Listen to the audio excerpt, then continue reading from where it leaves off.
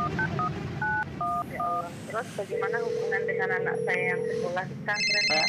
Ini mau nanya Kita sudah bersuci atau berwudu, Terima kasih kemudian Bapak. bersentuhan dengan suami, apakah wudunya Bismillah, Assalamualaikum warahmatullahi wabarakatuh. Alhamdulillah, wassalatu wassalamu ala rasulillah wa ala alihi wa sahbihi wa man walah, amma ba'd. Para pemirsa Fatwa TV, dimanapun Anda berada, semoga Allah senantiasa melimpahkan rahmatnya kepada kita semua. Alhamdulillah, pada kesempatan kali ini kita dapat berjumpa kembali dalam program live interaktif Fatwa TV dengan tema fikih ibadah yang dibimbing oleh guru kita Al-Ustadz Anas Burhanuddin Hafizahullah Ta'ala. Beliau adalah salah satu anggota Dewan Fatwa Perhimpunan Al-Irsyad, dan beliau telah hadir bersama kita di studio. Assalamualaikum Ustaz. Waalaikumsalam warahmatullahi wabarakatuh. Apa kabar Ustaz? Alhamdulillah, saya baik. Semoga Masya antum Allah juga, dan semoga para pemirsa dan mendengar kita juga dalam lindungan Allah Subhanahu wa Ta'ala. Amin. Taib.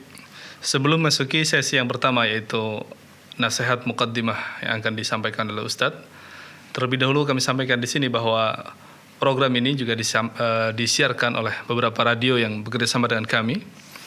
Di antaranya di sana ada Radio Binbas Yogyakarta, Radio Sahabat Tegal, Radio MDFM Probolinggo, Radio Amuba Pangkal Pinang, Radio Sago FM Sumatera Barat, Radio Gema FM Bontang, Radio Al-Hikmah Banyuwangi, Radio Albina AM Bekasi, Radio Tuah FM Riau, dan Radio Dai Tengaran. Kami sampaikan terima kasih, jazakumullahu khairan, kepada radio-radio yang telah membantu penyiaran program ini di berbagai daerah. Baik, kami persilahkan pada Ustadz untuk menyampaikan nasihat muqaddimah. Tafadhal Ustadz. Bismillahirrahmanirrahim. Al-Imam Ahmad bin Hanbal rahimahullah ta'ala suatu saat ditanya dengan sebuah pertanyaan tentang mana yang lebih afdal. Para sahabat beliau bertanya, wahai Abu Abdullah, wahai Imam Ahmad. Abu Abdullah adalah kunyah beliau. Wahai Abu Abdullah, mana yang lebih engkau sukai? Mengisi sepanjang malam dengan qiyamul lail atau dengan menulis? Maka Imam Ahmad bin Hanbal rahimahullah ta'ala mengatakan, menulis yang dengannya engkau memahami urusan agamamu lebih aku sukai. Dalam fatwa beliau ini, beliau menjelaskan bahwasanya mengisi sepanjang malam dengan belajar, menulis, thalabul ilmi, itu lebih utama daripada mengisi sepanjang malam dengan qiyamul lail. Dan ini selaras dengan apa yang disampaikan oleh Imam Malik bin Anas, juga oleh Imam Syafi'i rahimahullah ta'ala, bahwasanya amalan sunnah yang paling utama adalah menuntut ilmu. Jadi ini adalah amalan soleh yang paling utama, yang lebih afdal jika dibandingkan dengan amalan yang hukumnya sunnah manapun. Maka ini menunjukkan keutamaan menuntut ilmu, dan kita berharap dari majelis yang kita hadiri ini, dan tentunya ini adalah majelis ilmu, kita berharap darinya kita bisa mendapatkan pahala yang besar di sisi Allah Subhanahu wa ta'ala, dan kita tidak bubar dari majelis ini kecuali dengan pahala yang besar di sisi Allah Subhanahu wa ta'ala. Maka saya ingatkan diri saya pribadi dan para hadirin atau para pemirsa dan pendengar sekalian untuk menata hati, mengikhlaskan hati kita, mengikhlaskan thalabul ilmi ini semata karena Allah Subhanahu wa ta'ala. Barangkali ini sebagai muqaddimah untuk hari ini. Jazakallah khair Ustaz. Baik, kepada para pemirsa Fatwa TV, kami persilahkan apabila ingin bertanya dan berkonsultasi seputar fikih ibadah, silahkan menghubungi line interaktif Fatwa TV di 0331 544 6087. Kami ulangi, 0331 544 6087. Dan sudah ada beberapa pertanyaan yang masuk kepada kami melalui media. Dari saudara Hajat Fadli di Sulawesi Tenggara, Ustaz, kota Bau-Bau. Assalamualaikum warahmatullahi wabarakatuh. Afwan Ustaz, ingin bertanya bagaimana hukum seseorang yang memakai sarung sebagai selimut, menggunakan sarung sebagai selimut dan menutupi mata kakinya. Apakah yang demikian termasuk isbal yang dilarang, Ustaz? Syukran jazakallah khair. Ya. Yang dimaksud dengan isbal atau memanjangkan pakaian lebih dari mata kaki adalah pakaian yang berasal dari atas, pakaian yang dipakai dari arah atas. Misalnya adalah sarung atau gamis atau celana panjang. Ini adalah pakaian-pakaian yang kita dilarang untuk memanjangkannya atau menjulurkannya lebih dari mata kaki kita. Sebagian penjelasan banyak hadis yang sahih dari Rasulullah SAW. Dan ini bukan hanya dilarang tapi juga merupakan dosa besar. Karena ada ancaman hal tersebut akan menjadi penyebab kita masuk ke dalam api neraka. Dan kalau sebuah larangan diiringi dengan ancaman, baik dengan hukuman di dunia maupun hukuman di akhirat, maka itu menunjukkan bahwasanya larangan tersebut termasuk dosa besar. Adapun kalau kita memakai pakaian yang berasal dari bawah, seperti sepatu misalnya yang menutupi mata kaki kita, atau kaos kaki misalnya, atau khuf, termasuk dalam hal ini juga adalah selimut yang kita pakai. Tentunya kita pakai selimut agar kaki kita tidak dingin.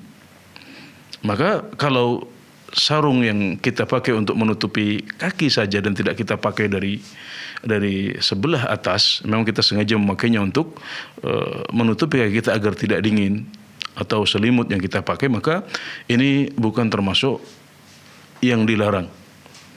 Makanya para ulama semuanya sepakat bahwasanya khuf atau kaos kaki boleh dipakai. Kita boleh mengusap khuf, boleh mengusap kaos kaki. Ya, karena yang seperti itu tidak termasuk memanjangkan pakaian, karena pakaian itu tidak dipakai dari atas sebagaimana kita memakai sarung atau gamis atau celana panjang. Jadi ini tidak termasuk dalam larangan yang disebutkan dalam hadis-hadis yang kita maksudkan tadi. Demikian, wallahu taala a'lam. Jazakallah khair. Kami persilahkan pada penelpon yang telah terhubung bersama kami.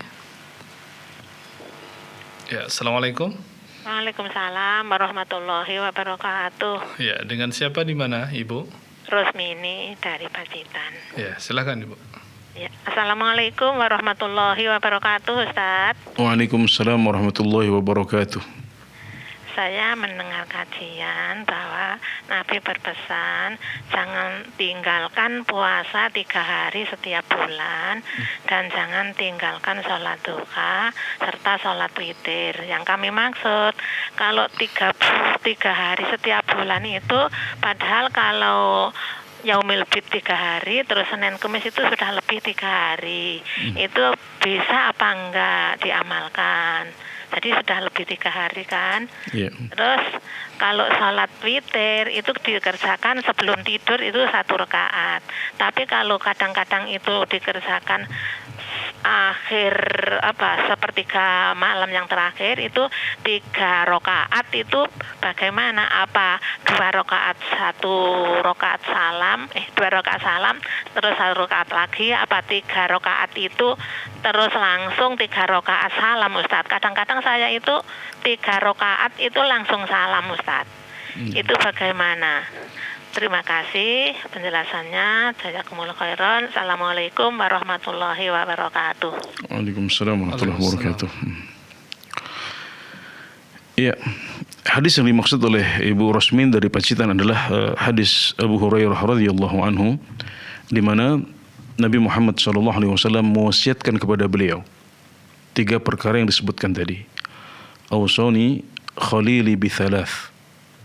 Kekasih saya Rasulullah SAW mewasiatkan saya dengan 3 perkara. Yang pertama adalah puasa 3 hari dalam 1 bulan. Kemudian yang kedua adalah sholat duha. Yang ketiga adalah melaksanakan sholat witir sebelum tidur. Ya, ini adalah sunnah yang diajarkan oleh Rasulullah SAW, dan hadis tersebut adalah hadis yang sahih. Kita bisa mengamalkannya, kita bisa menjadikannya sebagai landasan untuk melakukan 3 amalan ini.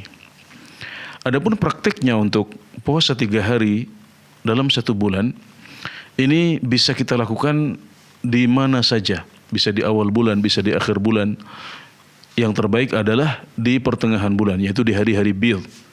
Di hari-hari bidh artinya adalah putih, yaitu tanggal 13, 14 dan 15 setiap bulan Hijriyah, karena pada malam-malam itu ya, pada hari-hari itu malamnya adalah malam yang putih, yang terang benderang karena bulan purnama. Jadi puasa 3 hari dalam 1 bulan ini yang terbaik dilakukan di pertengahan bulan, tanggal 13, 14 dan 15. Jadi kalau kita sudah biasa melakukan puasa bidh ini, maka berarti kita otomatis sudah menjalankan wasiat Nabi Muhammad SAW. Ya, demikian juga kalau kita punya kebiasaan puasa Senin Kemis, maka kita berarti dalam 1 bulan akan paling tidak berpuasa 8 hari. Ini sudah lebih daripada 3 hari yang dicontohkan oleh Rasulullah SAW. Maka kita bisa meniatkan sekaligus, saya puasa Senin Kamis sekaligus juga menjalankan wasiat puasa 3 hari dalam 1 bulan, dan ini plus ya. 3 plus bisa jadi lebihnya, bisa 5, bisa 6. Nah, ini untuk puasa 3 hari dalam 1 bulan. Sedangkan untuk sholat witir sebelum tidur, maka kita bisa memilih jumlah rakaat yang kita mampu. Bisa 1 rakaat, bisa 3 rakaat, bisa 5, bisa 7, bisa 9. Ini adalah angka-angka ganjil, dan witir itu dalam bahasa Arab artinya adalah ganjil. Jadi yang penting ganjil. Dan kalau kita memilih bilangan 3, maka kita boleh untuk melakukannya 3 sekaligus dengan 1 salam, dan bisa juga dengan dipecah menjadi 2 rakaat salam kemudian 1 rakaat salam.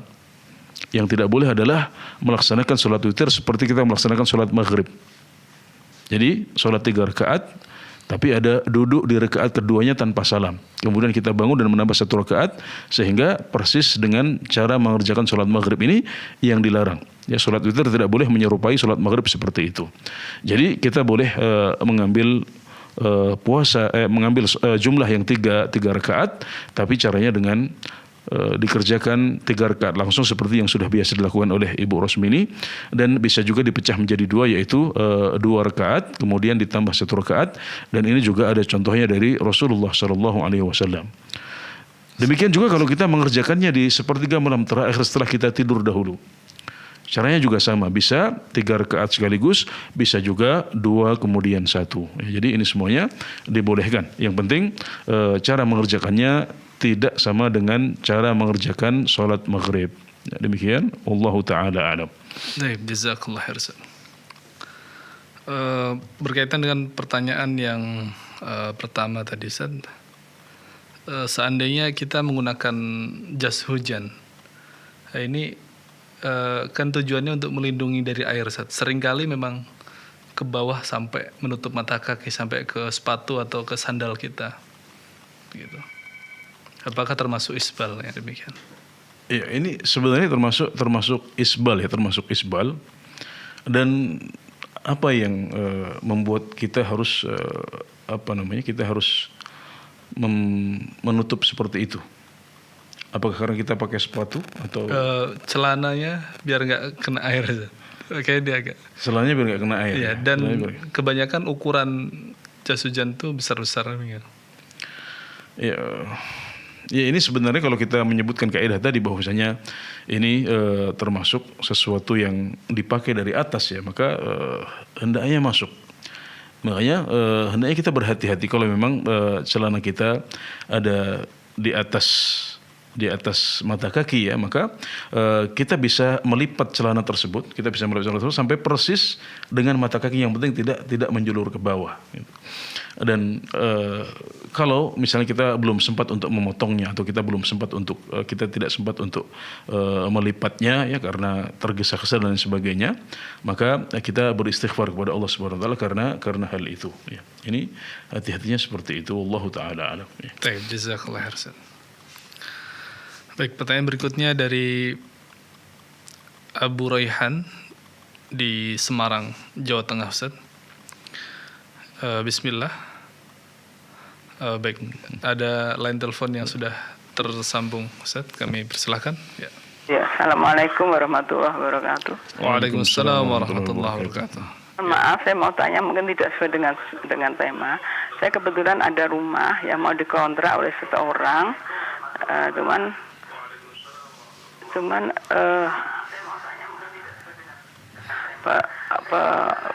penggunaannya untuk manajemen musik itu boleh enggak? Makasih. Assalamualaikum warahmatullahi wabarakatuh. Ya. Ya, beberapa ulama kontemporer ditanya tentang hukum menyewakan ruangan atau gedung atau rumah untuk bisnis yang bentuk utamanya adalah maksiat kepada Allah Subhanahu wa taala seperti riba ya. Atau misalnya adalah untuk perzinaan, yaitu dibuat lokalisasi misalnya, atau panti pijat plus ya, yang tentunya ini sangat identik dengan hal-hal yang diharamkan oleh Allah Subhanahu wa taala. Maka para ulama tersebut menjawab bahwasanya hal tersebut tidak boleh dilakukan karena hal tersebut mengandung unsur ta'awun 'alal itsmi wal 'udwan, bekerja sama dalam dosa dan maksiat kepada Allah Subhanahu wa taala. Ya, karena dengan menyewakan rumah kita atau gedung kita atau ruangan yang kita miliki untuk kegiatan-kegiatan yang bisnis utamanya adalah maksiat kepada Allah Subhanahu wa taala, termasuk yang disebutkan oleh ibu, yaitu manajemen musik ya, atau untuk karaoke dan semacamnya. Kita mengetahui bahwasanya sebagian besar ulama, termasuk ulama mazhab yang 4, berpendapat bahwasanya musik itu hukumnya haram. Nah, kalau yang dilakukan adalah untuk memasarkan musik atau untuk memanage para penyanyi di situ, atau bahkan juga mungkin langsung untuk praktek ya, untuk rekaman di situ, maka ini semuanya termasuk dalam maksiat kepada Allah Subhanahu wa taala, dan kita tidak boleh untuk menolong orang berbuat maksiat. Ya, Allah Subhanahu wa taala berfirman, "Ta'awanu 'alal birri wat taqwa wa la ta'awanu 'alal itsmi wal 'udwan." Hendaklah kalian saling tolong-menolong dalam kebaikan, dalam ketakwaan, dan jangan kalian saling tolong-menolong dalam dosa dan maksiat kepada Allah Subhanahu wa taala. Jadi ini adalah jawaban untuk pertanyaan tentang hukum menyewakan rumah atau gedung atau kantor ya untuk maksud atau untuk bisnis-bisnis yang kegiatan utamanya adalah maksiat kepada Allah Subhanahu wa taala ya. Dan barang siapa yang meninggalkan sesuatu karena Allah, maka Allah akan ganti dia yang lebih baik. Jangan khawatir, karena dunia ini sangat luas, rahmat Allah maha luas, rezeki dari Allah Subhanahu wa taala maha luas, dan Allah menjanjikan bahwasanya kalau kita meninggalkan sesuatu karena Allah, maka Allah akan ganti dengan yang lebih baik. Man taraka syai'an lillah awadahu Allahu khairan minhu. Barang siapa yang meninggalkan sesuatu karena Allah, maka Allah akan ganti dengan yang lebih baik. Maka bismillah, tolak penawaran itu, dan insya Allah Allah akan menggantikan hal tersebut dengan yang lebih baik dan lebih halal dan barokah, insya Allah. Demikian, wallahu a'lam. Baik, jazakallah khair Ustaz. Pertanyaan selanjutnya dari Abu Raihan di Semarang, Jawa Tengah, Ustaz. Bismillah, Ana mau tanya Ustaz, ada keinginan untuk mengumrohkan atau menghajikan orang tua, istri dan anak sendiri yang memang belum umroh dan belum haji. Pertanyaan yang pertama, memilih berangkat haji apakah reguler atau yang plus, mana yang lebih afdal? Kedua, seandainya dana terbatas hanya cukup untuk haji plus 1 orang, maka mana yang didahulukan? Apakah daftar haji sendiri dengan fasilitas yang plus itu, atau uang itu digunakan untuk umroh bersama-sama keluarga, atau opsi yang lain lagi menunggu dananya terkumpul untuk haji plus seluruhnya atau haji reguler seluruhnya? Ya, Masya Allah, saudara penanya ini sudah memiliki niat yang baik untuk berangkat haji, dan bukan cuma berangkat haji sendiri, tapi juga ingin menghajikan orang tua dan istri atau keluarganya. Ini adalah sebuah niat yang baik, dan dalam agama kita niat baik itu sudah dicatat oleh Allah Subhanahu wa taala sebagai sebuah kebaikan. Maka saya sampaikan kabar gembira kepada Anda. Anda belum berangkat tapi Anda sudah mendapatkan pahala di sisi Allah Subhanahu wa taala. Kemudian perlu diingat bahwasanya haji itu adalah sebuah ibadah yang hukumnya fardhu ain bagi orang yang mampu. Walillahi 'alan nasi hajjul baiti man istata'a ilaihi sabila. Dan kewajiban manusia untuk Allah Subhanahu wa taala adalah berkunjung ke Baitullah, melaksanakan ibadah haji bagi orang yang mampu untuk melakukannya. Dan ini hukumnya fardhu ain bagi yang mampu. Maka ketika Anda sudah memiliki kewajiban, Anda sudah wajib untuk haji dan memiliki kemampuan, dan kemampuan artinya adalah az-zadu war-rahilah, punya bekal untuk berangkat, kemudian juga ada kendaraan yang bisa membawa kita ke Mekah sana. Maka berarti Anda sudah wajib. Nah, kalau dihubungkan dengan pertanyaan Anda mengatakan bahwasanya Anda sudah memiliki uang yang cukup untuk haji plus, maka berarti Anda sudah wajib haji. Anda harus segera daftar. Dan tentang fasilitas maka tidak harus dengan yang plus ya, karena yang reguler pun Masya Allah saya melihat itu fasilitasnya sudah sangat baik, alhamdulillah. Nah, kalau Anda bisa Anda memiliki harta yang cukup untuk haji plus, maka berarti itu bisa jadi cukup untuk paling tidak 2 orang. Ya, atau bisa jadi malah cukup untuk 3 orang. Ada sebagian ONH plus yang nilainya sangat tinggi sehingga itu bisa untuk berhaji 2 orang atau 3 orang secara reguler bahkan lebih dari itu ya. Maka kalau kondisinya seperti itu, maka Anda bisa mendaftar untuk 2 orang sekaligus ya. Kalau ini adalah harta Anda ya, maka yang wajib baru Anda gitu. Kalau Anda mau haji plus juga bisa. Tapi kalau Anda rela untuk sedikit turun standar pelayanan dalam rangka bisa menghajikan orang tua Anda atau istri Anda, maka itu lebih baik lagi sehingga Anda bisa berangkat sama-sama. Nah, jadi kalau kondisinya seperti yang ditanyakan, maka insya Allah pilihannya lebih mudah. Ya, Anda bisa berangkat sendiri dahulu dengan ONH plus karena yang lain tidak memiliki harta itu milik Anda. Jadi yang wajib baru Anda. Ya, jadi Anda berhak untuk mengambil fasilitas plus. Tapi juga dengan berdoa kepada Allah Subhanahu wa taala agar suatu saat bisa mewujudkan cita-cita tadi untuk memberangkatkan kedua orang tua atau keluarga yang lain. Dan lebih baik lagi kalau Anda menurunkan sedikit standar pelayanan sehingga dalam kesempatan pertama Anda bisa berangkat bersama istri Anda atau bersama orang tua Anda. Yang jelas kalau harta itu adalah harta Anda belum diberikan kepada istri atau orang tua, maka yang wajib baru Anda ya.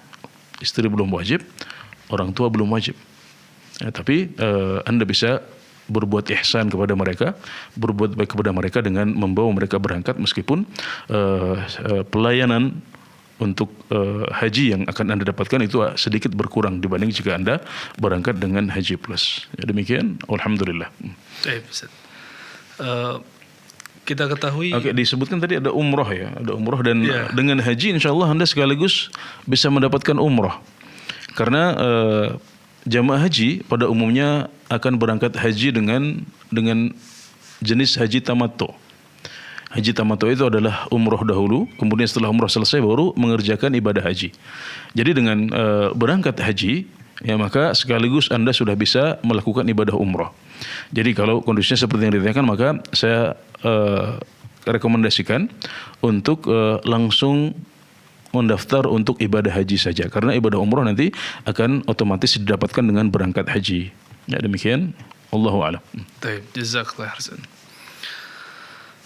Sudah ada panggilan yang tersambung. Ya, kami persilahkan. Assalamualaikum. Waalaikumsalam warahmatullahi wabarakatuh. Ya, dengan siapa di mana Ibu? Dari Bu Titin, Bekasi, Pak Ustadz. Ya, silakan Ibu. Pak Ustadz, saya mau menanyakan, saya punya kedua orang tua itu sudah sepuh ya Pak Ustadz, 87 yang laki-laki, 84 yang ibu saya. Dua-duanya ada stroke Pak Ustadz. Yang akan saya tanyakan mengenai ibu saya. Setelah stroke itu kan daya ingatnya nggak berkurang, malah sering banyak lupanya ya Pak Ustadz ya. Jadi ibu saya ini masih bisa sholat tapi dituntun di sampingnya yang membacakan ayat-ayatnya, yang niatnya semuanya yang dibacakan. Itu sebetulnya memenuhi syarat apa memang bolehkah yang seperti itu gitu loh Pak Ustadz. Kemudian karena memang dia sering banget tidak bisa mengendalikan kencing kemana-mana, tapi sih insya Allah masih bisa di ini. Cuma yang mau saya tanyakan lebih fokus itu mengenai tadi sholatnya itu dituntun Pak Ustadz. Jadi ada seorang yang membantu dia setiap saat waktunya sholat, dia yang membacakan. Apakah ini masih memenuhi syariat apa tidak Pak Ustadz? Syukron Pak Ustadz, jazakillah khair. Assalamualaikum warahmatullahi wabarakatuh. Waalaikumsalam warahmatullahi wabarakatuh. Ya, jadi dalam agama kita, selagi orang masih berakal, selagi dia sudah balik kemudian berakal, maka dia wajib untuk mengerjakan ibadah sholat. Termasuk ibu dari saudari penanya yang disebutkan umurnya sudah hampir 90 tahun atau di atas 80 tahun, dan beliau masih sadar kan, tidak gila, tidak hilang akal, ya, tidak koma, ya, tidak pingsan, maka berarti beliau masih cukup sehat. Dan syarat wajibnya sholat yaitu akil baligh, ya, berakal dan baligh ini masih terwujud pada beliau, maka beliau masih punya kewajiban untuk mengerjakan sholat. Lantas cara sholatnya bagaimana dengan kondisi seperti tadi itu? Cara sholatnya adalah semampu beliau. Jadi kalau beliau bisa mengerjakan sholat dengan dituntun, harus diingatkan, maka itu yang harus kita lakukan. Fattaqullaha mastata'tum, maka bertakwalah kepada Allah dengan semampu kalian. Beliau mungkin sudah tidak bisa menghafal lagi Al-Fatihah misalnya. Maka kalau seandainya beliau hanya bisa membaca 2 ayat dalam Al-Fatihah, kemudian beliau sujud, beliau ruku', ya, maka itu yang beliau mampu seperti itu. Tapi kalau kita bisa membimbing beliau masih sadar ketika dibimbing bahwasanya saya akan ikuti, kalau anak saya membaca sampai amin, maka beliau akan baca sampai amin misalnya. Maka berarti kewajiban baca Al-Fatihah masih wajib. Jadi paling tidak usahakan yang wajib-wajib seperti membaca Al-Fatihah, ya, ruku', sujud harus dilakukan semuanya. Dan ini adalah pintu pahala yang sangat besar. Pintu birrul walidain yang sangat besar yang Allah bukakan untuk ibu. Maksudnya untuk saudari penanya, ini adalah kesempatan birrul walidain. Kita bisa berbakti kepada orang tua di usia renta mereka. Apalagi untuk membantu beliau dalam ibadah yang paling penting yaitu sholat. Maka jangan pernah mengeluh. Jangan pernah mengeluh dengan capeknya membimbing mereka, dengan capeknya mengurus mereka untuk bisa sholat. Karena ini adalah pintu surga yang sangat besar. Alhamdulillah ya, banyak orang sedih, mereka tidak punya orang tua lagi untuk bisa memberikan bakti secara langsung, tapi Allah bukakan pintu itu untuk Anda. Maka jangan sia-siakan dan jangan mengeluh. Terus sabar dengan berbagai capek dan lelah yang barangkali ditemukan saat membantu ayah dan ibu dalam mengerjakan sholat di masa tua mereka. Dan memang seperti itu. Orang tua itu kembali seperti anak kecil. Ya, kencingnya tidak beraturan, ya, kemudian rewel, persis seperti anak kecil lagi. Tapi di balik itu semuanya ada pahala yang besar yang menanti di sisi Allah Subhanahu wa taala. Ya, jadi boleh bagi ibu atau siapa yang ditugaskan, mungkin bisa giliran antara anak-anak, ketika tiba waktu sholat maka ada satu yang menemani ayah atau ibu untuk mengerjakan sholat, paling tidak mengerjakan rukun-rukunnya dan kewajiban-kewajibannya. Ya, demikian. Alhamdulillah. Baik, jazakallah. Pertanyaan berikutnya dari baik, ada panggilan telepon yang telah terhubung bersama kami. Assalamualaikum. Waalaikumsalam warahmatullahi wabarakatuh. Ya, dengan siapa di mana, Ibu? Dari Umu Fakri Riau. Ya, silahkan. Assalamualaikum ya Ustadz, barakallahu fiik. Waalaikumsalam warahmatullahi wabarakatuh. Begini ya Ustadz, ada seorang teman yang pergi haji, tapi qadarullah dia melakukan korban hadiu istilahnya itu ya Ustadz di negeri sendiri, istilahnya di kampung dia sendiri. Nanti kalau di Mekah katanya repot. Padahal sepengetahuan anak yang kalau kita belajar manasik, apalagi haji tamattu, kita harus menyembelih hadiunya di tanah haram ya Ustadz ya. Tapi anak juga nggak berani juga bilang sama teman anak, soalnya anak takut mana ada istilah ulama di situ. Anak udah bilang sama kawan, apakah anti udah bertanya sama Ustadz yang bimbingan haji anti. Tanyakan dalilnya sama Ustadz tersebut. Anak cuma bilang itu aja Ustadz. Bagaimana solusinya itu ya Ustadz? Syukran ya Ustadz.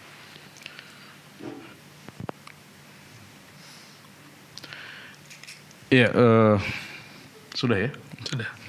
Ya, jadi bagi mereka yang hajinya tamattu, maka ada kewajiban untuk menyembelih hadyu sebagaimana firman Allah Subhanahu wa taala, "Faman tamatta'a bil umrati ila al-hajji famastaysara min al-hadi."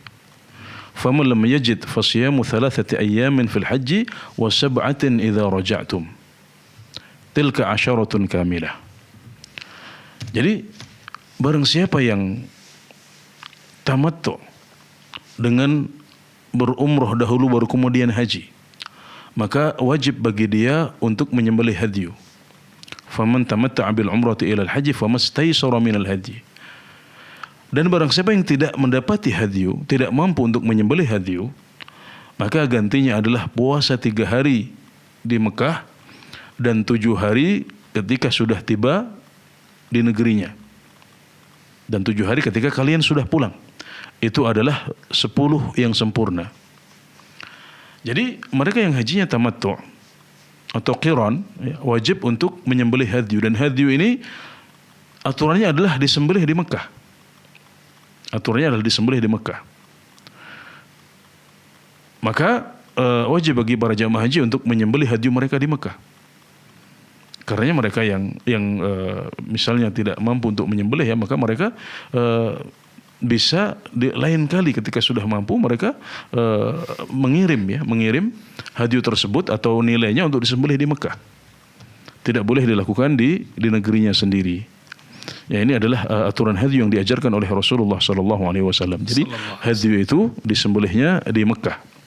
Hadyu itu disembelihnya di Mekah dan tidak di negeri kita sendiri. Ya. Dan ini adalah tata cara yang telah diajarkan oleh Rasulullah SAW. Maka kita harus mengikutinya. Dan alhamdulillah sekarang caranya mudah. Ya, kalau kita punya, kalau masalahnya hanya masalah takut tidak bisa menyembelih sendiri, penyembelihan itu bisa diwakilkan. Yang penting kita memiliki kemampuan untuk membayar hadyu, untuk membeli hadyu kemudian disembelih. Tinggal kita kirim, kita transfer kepada teman yang mau haji atau umroh, nanti beres. Para pembimbing umroh, pembimbing haji itu punya pengalaman untuk membantu kita, mewakili kita dalam penyembelihan hadyu di sana. Ya, maka tidak ada alasan mengatakan bahwasanya ini sulit, karena saat ini urusannya sudah begitu mudah, ya, dan kita tidak harus menyembelih sendiri, kita bisa mewakilkannya kepada orang lain. Adapun kalau kita memang tidak mampu, ya, maka sudah ada solusinya. Kalau kita tidak mampu untuk menyembelih, kita tidak punya kemampuan ekonomi untuk menyembelih, maka kita boleh berpuasa 3 hari saat masih di Mekah dan 7 hari saat sudah di Indonesia. Ya, demikian. Wallahu ta'ala a'lam. Baik, jazakallah khairan. Pertanyaan berikutnya dari Bapak Suhendar di Asahan, Sumatera Utara. Assalamualaikum Ustaz, jika Anda berpuasa sunnah Nabi Daud, apakah harus menghentikan puasa Daudnya ketika masuk pertengahan bulan Hijriah? Karena ada sunnah puasa Ayyamul Bid. Apakah Anda harus tetap puasa Daudnya atau berhenti Daudnya melaksanakan puasa Ayyamul Bid? Pertanyaan yang kedua, jika sedang melakukan puasa sunnah, kemudian berkunjung ke rumah teman atau saudara, kerabat, disuguhkan makanan kepada kita, bagaimana sikap terbaik kita saat itu? Jazakallah khairan. Iya. Puasa Daud adalah puasa terbaik. Ya, sebagaimana dijelaskan oleh Rasulullah SAW dalam hadis-hadis yang sahih. Jadi barang siapa yang sudah puasa Daud dengan sehari berpuasa sehari tidak, maka dia sudah menjalankan puasa sunnah yang paling baik sebagaimana dijelaskan oleh Rasulullah SAW. Maka puasa Daud ini sudah lebih baik daripada puasa Senin Kamis. Dia sudah lebih baik daripada puasa Bid. Maka kalau dia mencukupkan diri dengan puasa Daud itu konsisten melakukan seperti itu, maka itu sudah cukup. Tapi kalau dia ingin juga untuk puasa pada hari-hari Bid, tanggal 13, 14, 15, maka itu juga boleh. Dan tanpa harus merusak pola puasa Daud yang selama ini dia jalankan. Kalau dalam suatu bulan misalnya dia puasanya di hari genap. Katakanlah mulai tanggal 10 ya, dia puasa 10, puasa 11 tidak puasa, 12 puasa lagi, ya 13 tidak puasa, 14 puasa, 15 tidak puasa, kemudian 16 puasa lagi.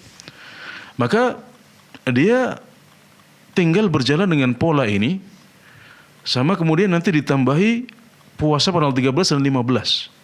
Jadi polanya akan menjadi 10, 12, 13, 14, 15, 16, 18, 20 dan seterusnya. Pola kita tidak rusak, hanya kita menambah puasa 3 hari, 13, 14, 15, dan karena 14 sudah masuk dalam pola, maka berarti kita cuma nambah 2 hari saja. Sebaliknya kalau pola puasa kita adalah berpuasa di hari-hari ganjil, misalnya 11, 13, 15, 17 dan seterusnya. Berarti di sini kita tinggal nambah 1 hari saja, itu pada tanggal 14. Jadi 11, 13, 14, 15, 17, 19 dan seterusnya. Caranya seperti itu. Sebagaimana itu kita melakukan hal seperti itu kalau kita menghadapi puasa khusus seperti puasa Asyura atau puasa Arafah. Jadi kita boleh puasa pada hari itu tanpa harus merubah pola puasa Daud yang sudah kita jalani. Jadi sekali lagi puasa Daud itu sudah cukup. Dia sudah lebih baik daripada puasa Bid atau puasa 3 hari dalam 1 bulan. Tapi kalau Anda ingin puasa juga di hari Bid, maka silahkan, tidak ada larangannya. Alhamdulillah. Yang kedua, Ustaz? Satu lagi. Jika berkunjung jika kita berkunjung ke rumah orang dalam keadaan berpuasa, ini sudah dijelaskan oleh Nabi Muhammad SAW bahwasanya adabnya, beliau mengatakan, "Faman kana muftiran falyat'am, wa man kana sha'iman falyusalli." Barang siapa yang dalam keadaan tidak berpuasa, hendaklah dia makan hidangan yang sudah disuguhkan. Dan barang siapa yang sedang berpuasa, maka hendaklah dia mendoakan tuan rumah dengan kebaikan. Jadi itu pilihannya. Kalau kita berpuasa, maka kita mendoakan orang yang mengundang kita. Kita tidak perlu makan. Kemudian kalau kita tidak berpuasa, maka hendaknya kita makan hidangan yang disuguhkan. Tapi kalau karena ada faktor tertentu, misalnya ya, ini adalah kunjungan yang jarang kita lakukan. Kalau tetangga sebelah yang sudah tahu kebiasaan kita adalah berpuasa, ya sudah, mereka akan maklumi. Tapi kalau ini adalah kunjungan yang istimewa, kita hanya berkunjung ke rumah itu setahun sekali atau sangat jarang, ya, dan kita melihat tuan rumah sudah capek-capek menyambut kita, bahkan mungkin menyembelih, ya. Orang Arab kebiasaannya kalau ada tamu sampai menyembelih kambing atau menyembelih sapi. Mereka sangat pemurah, Masya Allah, ya. Kalau kita melihat tuan rumah sudah melakukan seperti itu, dan kita melihat kalau kita nggak makan kayaknya dia akan sedih, maka kita boleh untuk membatalkan puasa kita dan kita makan di kesempatan itu, dan itu yang lebih baik insya Allah daripada kita mempertahankan puasa. Demikian, semoga bisa dipahami dengan baik. Taib, jazakallah khair Ustaz. Sudah ada penelpon yang terhubung bersama kami persilahkan. Assalamualaikum warahmatullahi wabarakatuh. Waalaikumsalam warahmatullahi wabarakatuh. Dengan Bapak siapa di mana, Pak? Nama Allah dari Bogor, Pak. Oh ya, silakan Bapak. Assalamualaikum warahmatullahi wabarakatuh, Pak Ustaz. Waalaikumsalam warahmatullahi wabarakatuh. Barakallahu fikum, semoga Allah menjaga Pak Ustaz dan keluarga semua, Pak Ustaz. Amin, amin. Pak Ustaz mau tanya tentang sholat malam, kan ada penjelasan kalau sholat malam ini boleh dilaksanakan secara duduk ya Pak Ustaz ya. Secara duduk. Iya, oke. Nah, duduk ini yang tanyakan duduknya seperti apa Pak Ustaz yang sesuai sunnah, apa duduk iftiros, apa duduk tawaru, apa duduk sila. Itu yang pertama. Yang kedua Pak Ustaz, masalah doa Allahumma inni ala dzikrika wa syukrika itu kan ada dua riwayat. Yang satu riwayat penjelasannya sebelum salam, satu riwayat setelah salam. Yang Anda tanyakan apakah ini khusus untuk sholat wajib, apa sholat sunnah? Saya pernah mendengar juga katanya ini untuk sholat wajib Pak Ustaz. Itu aja Pak Ustaz. Syukran, jazakallah khair. Assalamualaikum warahmatullahi wabarakatuh. Assalamualaikum warahmatullahi wabarakatuh. Iya, yang pertama tentang duduk dalam sholat malam. Ya. Jadi sholat sunnah itu boleh dilakukan dengan duduk meskipun kita mampu untuk berdiri. Nabi Muhammad SAW bersabda, "Salatul qa'idi ala nisfi salatil qa'im." Salatnya orang duduk itu pahalanya setengah orang yang berdiri. Ini yang dimaksud adalah salat sunnah jika dilakukan dengan duduk padahal kita mampu untuk berdiri. Jadi yang disyaratkan untuk berdiri saat kita mampu adalah salat fardu saja. Salat sunnah tidak disyaratkan. Kita boleh untuk memilih duduk padahal kita mampu untuk berdiri. Nah, mungkin ini masih asing didengar oleh sebagian umat Islam di Indonesia. Tapi kalau kita melihat praktek ya di Masjidil Haram, di Masjid Nabawi, ini biasa. Ada orang-orang yang mungkin agak capek ya, tidak sakit tapi dia mungkin agak capek, agak malas. Nah, daripada dia diam tidak sholat, maka lebih baik dia sholat meskipun dalam keadaan lebih santai dengan duduk. Karena tentunya kalau berdiri dengan bacaan yang panjang-panjang seperti di Masjidil Haram, di Masjid Nabawi, itu agak berat. Maka agama kita membolehkan kita untuk ikut sholat tahajud, ikut sholat tarawih atau sholat sunnah yang lain dengan cara duduk. Dan para ulama menjelaskan hikmahnya adalah bahwasanya ibadah-ibadah sunnah ini aturannya lebih longgar, hukumnya lebih longgar. Puasa sunnah itu boleh niat di pagi atau siang hari. Salat sunnah itu bisa dilakukan dengan duduk padahal kita mampu untuk berdiri. Hikmahnya adalah agar kita bersemangat untuk memperbanyak ibadah sunnah. Agar kita bersemangat untuk menambah puasa sunnah kita, menambah salat sunnah kita. Sampai oleh Islam tata caranya dipermudah. Maka apa yang disampaikan oleh Bapak hamba Allah di Bogor betul. Apa yang Bapak sampaikan ini telah dicontohkan oleh Nabi Muhammad SAW. Ada ajarannya seperti itu. Jadi jangan berpikir masa ibadah kepada Allah kok setengah-setengah, malas-malesan. Memang karena Nabi Muhammad SAW membolehkan seperti itu. Tapi ingat pahalanya berkurang separuh dibandingkan mereka yang duduk, mereka yang sholat dalam keadaan berdiri. Kemudian tentang duduknya adalah duduk sholat. Dan duduk sholat itu tentunya adalah iftirash. Seperti yang kita lakukan saat kita duduk di antara dua sujud. Yang kita lakukan saat kita duduk di tasyahud awal. Nah, itu adalah duduk iftirash. Ya, jadi duduknya dengan iftirash ini yang paling baik. Duduk iftirash. Karena itulah duduknya sholat. Bisa juga tawarruk, ya, bisa juga tawarruk. Terutama kalau misalnya ada yang qiyamul lail misalnya dengan 4 rakaat, maka nanti duduknya di akhir tawarruk. Atau witir 3 rakaat, maka duduknya adalah tawarruk. Bisa iftirash, bisa tawarruk. Jadi pilihannya adalah dua ini. Baik. Habis. Yang kedua, ada yang lain enggak? Allahumma a'inna. Oh iya, tentang doa Allahumma a'inni ala dzikrika wa syukrika wa husni ibadatik sebagaimana dicontohkan oleh Nabi Muhammad SAW, maka ini umum untuk salat sunnah dan salat wajib juga. Dan para ulama menjelaskan kaidah bahwasanya hukum salat sunnah dengan salat wajib itu pada dasarnya sama. kecuali kalau ada dalil yang mengkhususkan. Jadi pada dasarnya hukum sholat wajib dengan sholat sunnah itu sama. Ya, di situ kita boleh untuk berdoa dalam sujud-sujudnya. Kemudian kita juga disunahkan untuk meminta rahmat ketika dibacakan ayat-ayat rahmat. Kita disunahkan untuk berlindung kepada Allah ketika dibacakan ayat-ayat azab. Ini berlaku untuk sholat sunnah, sholat wajib juga. Berdoa dalam sujud ini berlaku untuk sholat sunnah, sholat wajib juga sama hukumnya. Karena hukum dasarnya sholat sunnah dengan sholat wajib tata caranya sama. Kecuali kalau ada dalil yang menunjukkan beda. Seperti yang baru saja kita lewati tadi. Tentang bolehnya sholat dengan keadaan duduk. Sholat dengan cara duduk padahal kita mampu untuk berdiri, ini hanya berlaku untuk sholat sunnah saja.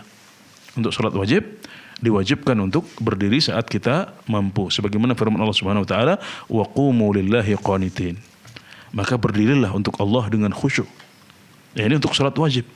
Sedangkan hadis salatul qa'im ala nisfi salatil qa'id, salatul qa'id ala nisfi salatil qa'im, salatnya orang duduk itu setengah pahalanya dibandingkan salatnya orang berdiri, maka ini khusus untuk salat sunnah. Berarti hukumnya berbeda di sini karena ada dalil khusus yang menunjukkan perbedaan itu.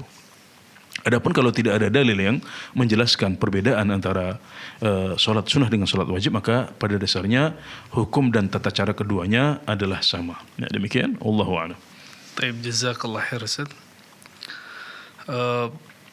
Pertanyaan berikutnya dari Abel Arjono, Sumatera Selatan, kota Lubuk Linggau, Ustaz. Masya Allah, dari mana-mana pertanyaannya ya. Dari seluruh Indonesia ada. Masya Allah. Baik, Assalamualaikum Ustaz. Bagaimana hukumnya bermakmum kepada imam yang wudhunya kurang sempurna? Saya pernah melihat sendiri seorang imam sholat ketika wudhu tidak membasuh sikunya sampai merata, ada bagian siku yang tidak terkena air, dan ketika membasuh kaki hanya disiram dengan air keran tanpa digosok. Mohon penjelasan Ustaz, karena ana ragu menjadi makmum ketika imam tersebut yang menjadi imamnya. Jazakallah khairan Ustaz. Ya, jadi ada sebagian ulama yang berpendapat bahwasanya siku ini tidak termasuk tangan yang wajib untuk dibasuh. Ini perlu kita ketahui. Jadi ketika Allah Subhanahu wa taala berfirman, "Faghsilu wujuhakum wa aydiyakum ilal marafiq. Ya ayyuhalladzina amanu idza qumtum ilas shalah faghsilu wujuhakum wa aydiyakum ilal marafiq." Wahai orang-orang yang beriman, jika kalian hendak bangun untuk salat, maka hendaklah kalian membasuh wajah kalian dan tangan kalian sampai siku. Nah, firman Allah Subhanahu wa taala dan tangan kalian sampai siku ini diperselisihkan di antara para ulama, apakah sikunya termasuk wajib untuk dibasuh atau tidak. Kalau telapak tangan, kemudian lengan tangan kita ini, para ulama sepakat. Tapi mereka berbeda pendapat apakah siku wajib untuk dibasuh atau tidak. Dan pendapat yang lebih kuat adalah bahwasanya siku ini tetap wajib untuk dibasuh. Karena praktek dari Nabi Muhammad SAW, beliau saat berwudu, ya, beliau membasuh tangan beliau sampai ini apa namanya?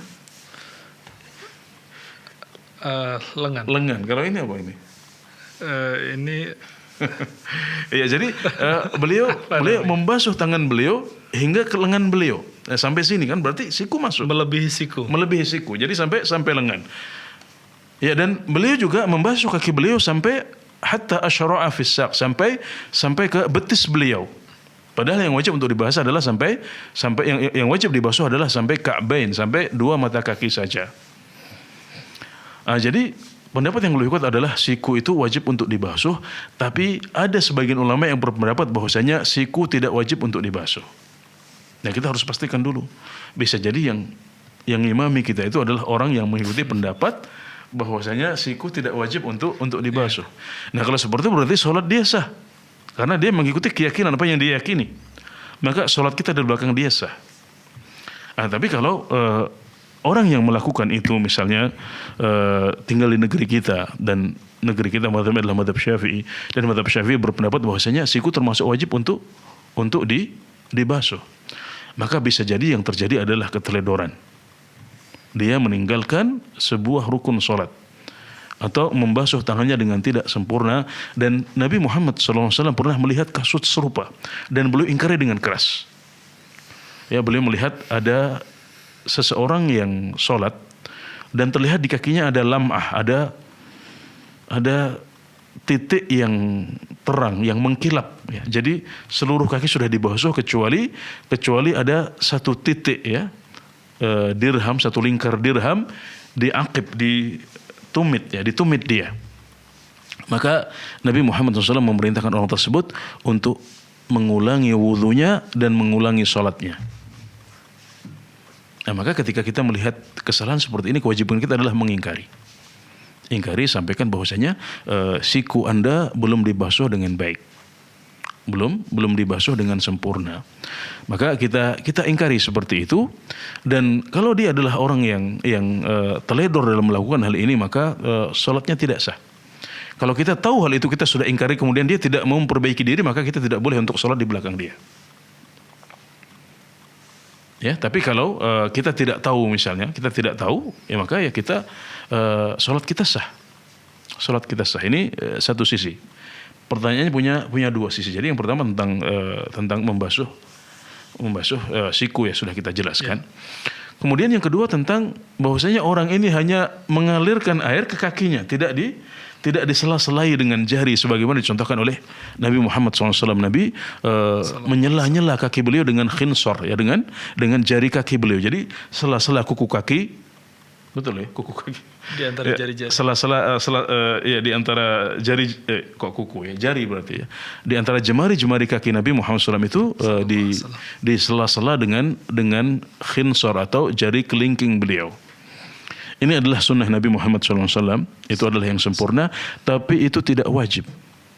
Menurut para ulama, yang wajib adalah membasuh kaki. Dan membasuh kaki itu artinya adalah mengalirnya air, ya. Mengalirnya air ke seluruh anggota yang wajib untuk dibasuh.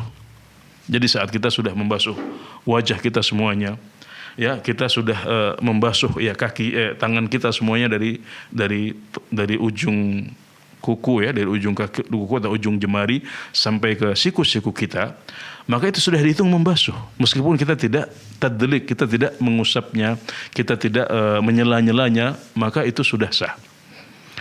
Karena yang diperintahkan oleh Allah Subhanahu wa taala adalah faghsilu wujuhakum. Maka basuhlah wajah kalian dan tangan kalian sampai kedua mata kaki.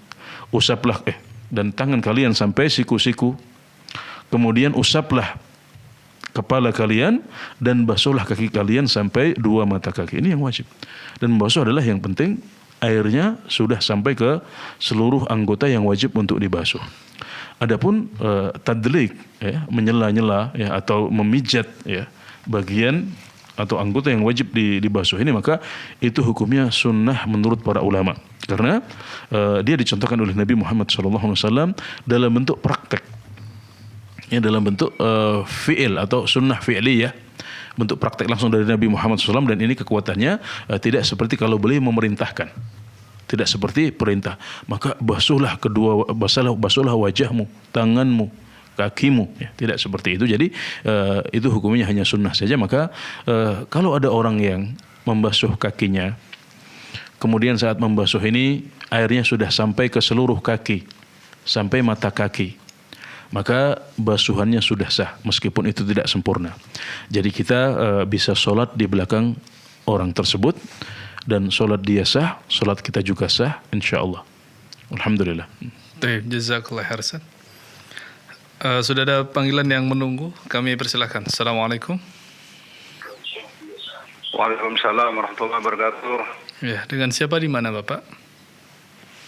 Edi dari Jawa Timur. Ya, silakan Pak Edi. Mau tanya ini ada Pak. Kita tahu di tahun di antara dua itu ada Rebel Free itu cukup. Suaranya tidak jelas Bapak. Halo? Ya. Halo? Sudah? Halo? Ya, sekarang lebih jelas, ya. Itulah dalam sholat ada yang menerangkan Di antara dua duduk itu Robby Firly 3 kali itu cukup katanya. Ada yang panjang, Robby Firly, Wahamni, Wajaburni itu, Warfa'ni sampai akhirihi itu. Ya. Jadi apa itu boleh banda itu. Ya, cukup Pak ya. Bisa kami tangkap alhamdulillah. Ya. Satunya juga ini kabiro itu Ustaz, iftitah. Ya, Allahu Akbar kabiro. Ya kabiro. Nggak usah kabiro jadi imam itu. Maksudnya jadi imam atau jadi imam? Iya, oke ya. Jadi itu kabiro walhamdulillahi katsira wa subhanallahi bukrata wa asila. Cukup sudah katanya, cukup itu. Dan panjang. Bapak biasanya bacanya apa? Allahumma ba'id baini. Bukan. Yang bangkan itu kabiro walhamdulillahi katsira itu. Itu bermasalahkan. Iya, Bapak biasanya baca apa? Yaitu kabiro walhamdulillahi katsira. Terus yang ditanyakan? Sampai di situ katanya. Hanya sampai enggak panjang ya, enggak panjang, hanya sampai di situ saja ya. Mengatakan ada yang mengucapkan itu. Iya, oke. Ini wajahku wajahnya lillah. Fatarus samawati wal ardu hanifan musliman wa ma ana minal musyrikin. Iya. Iya, jadi perlu diketahui bahwasanya zikir atau wirid Rasulullah sallallahu alaihi wasallam dalam salat itu variatif Pak, tidak hanya satu. Jadi doa istiftah itu ada beberapa redaksi yang sahih dari Rasulullah sallallahu alaihi wasallam. Termasuk Allahu Akbar kabira itu sahih. Kemudian subhanakallahumma wa bihamdik wa tabarakasmuka wa ta'ala jadduka wa la ilaha ghairuk. Allahumma ba'id bain. Ini semuanya sahih dari Nabi Muhammad sallallahu alaihi wasallam. Maka semuanya boleh dipakai. Kita bisa variasikan, sekali pakai ini, sekali pakai itu. Kemudian perlu diingat lagi bahwasanya membaca doa istiftah itu hukumnya sunnah. Kalau kita enggak ucapkan sama sekali pun itu sahih. Karena hukumnya sunnah. Jadi kalau kita Allahu Akbar kemudian langsung baca Al-Fatihah maka salat kita sudah sah. Ini untuk doa istiftah. Sedangkan untuk doa di antara dua sujud atau zikir atau doa di antara dua sujud maka yang masyhur adalah Rabbighfirli warhamni wajburni wahdini warzuqni, ini sahih jelas. Kemudian Rabbighfirli juga sahih. Jadi memang zikirnya Nabi Muhammad sallallahu alaihi wasallam dalam salat ya, dalam ruku, sujud, dalam istiftah, duduk di antara sujud ini memang variatif. Ini termasuk ikhtilafut tanawu', perbedaan yang sifatnya variatif yang kita bisa ambil mana saja, yang penting itu sahih riwayatnya dari Nabi Muhammad sallallahu alaihi wasallam. Dan dua zikir yang Bapak sebutkan dalam duduk di antara dua sujud tadi, dua-duanya sahih dan memiliki landasan yang kuat, jadi bisa dipakai landasan untuk beramal. Walhamdulillah. Taib, jazakallah khairan. Dan alhamdulillah kita telah sampai di akhir acara. Baik pemirsa Fatwa TV, demikianlah rangkaian program live interaktif Fikih Ibadah pada kesempatan kali ini. Dan kami informasikan bahwa acara serial Fikih Ibadah yang diisi oleh Ustadz Anas Burhanuddin Hafizallahu Ta'ala, serial Fikih Ibadah tentang Toharo dan Salat bisa disaksikan setiap hari Rabu pukul 6 pagi waktu Indonesia bagian Barat dan pukul 21.00 ya, malam hari waktu Indonesia bagian Barat. Demikianlah kami mohon pamit undur diri. Subhanakallahumma bihamdika asyhadu an la ilaha illa anta astaghfiruka wa atubu ilaik. Wassallallahu ala nabiyyina Muhammad wa ala alihi wa sahbihi wasallam. Wassalamualaikum warahmatullahi wabarakatuh. Ya Allah, terus bagaimana hubungan dengan anak saya yang sekolah di pesantren? Ini mau nanya. Sudah bersuci atau kemudian bersentuhan dengan suami, apakah wudunya batal?